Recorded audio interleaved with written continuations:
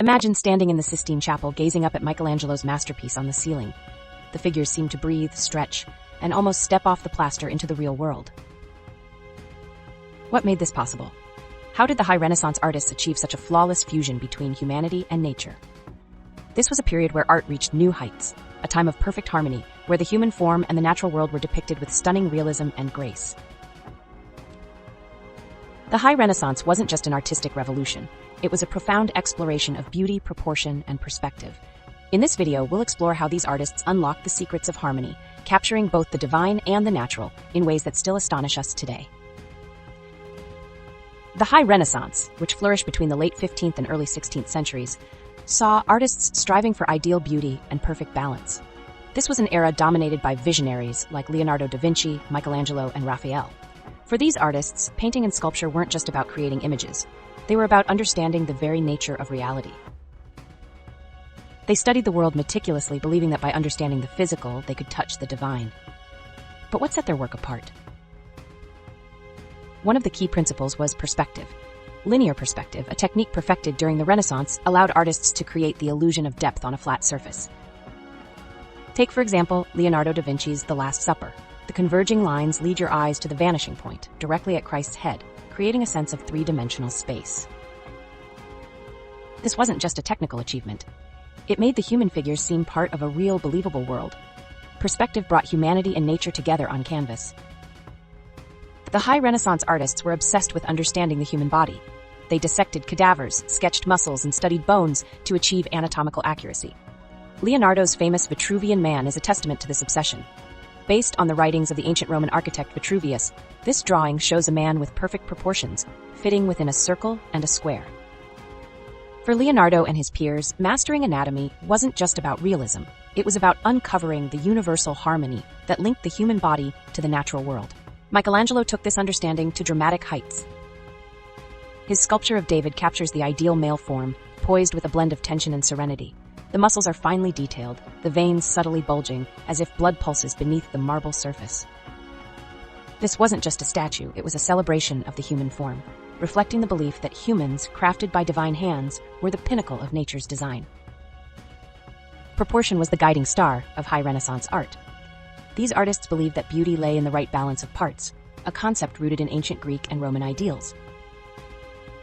Raphael's School of Athens is a brilliant example of this. The composition is symmetrical, with figures arranged in perfect balance around Plato and Aristotle at the center. The architecture, the figures, even the gestures, everything harmonizes. This balance wasn't just visually pleasing, it symbolized the order and rationality of the universe.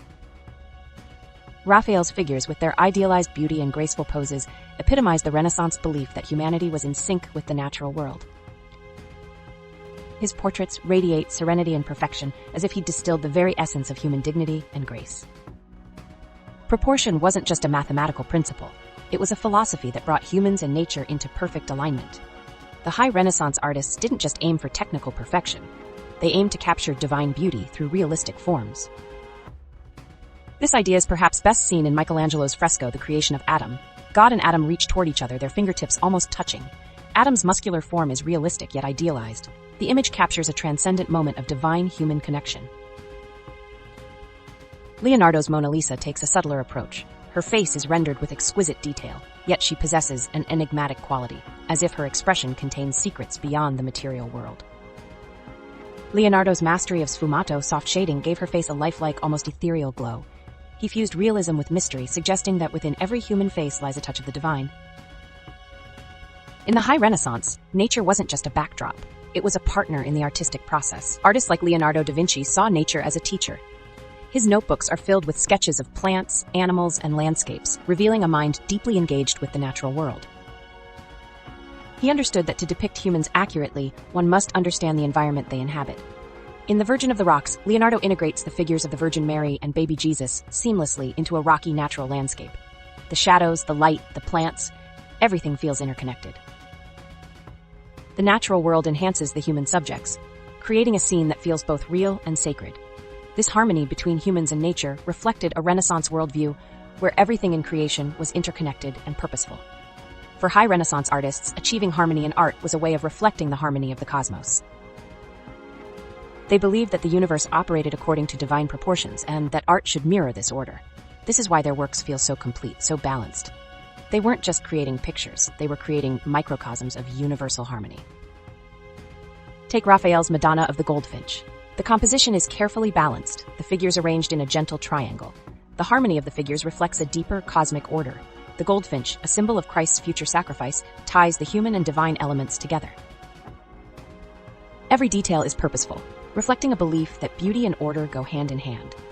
The High Renaissance marked a moment when art achieved a sublime balance between humans and nature. Through perspective, anatomy, and proportion, these artists unlocked new ways of seeing and understanding the world. Their work was not just about creating beauty, but about revealing the harmony that underpins reality. Today, as we stand before a Leonardo, a Michelangelo, or a Raphael, we're reminded that humans are part of nature, and nature in its order and beauty reflects something profound and eternal. These masterpieces invite us to look deeper, to see the world as a place of harmony and interconnectedness. They challenge us to find beauty not just in art, but in the world around us. The legacy of the High Renaissance is more than its stunning art. It's a way of understanding our place in the universe, a universe where humans and nature are forever intertwined in perfect harmony.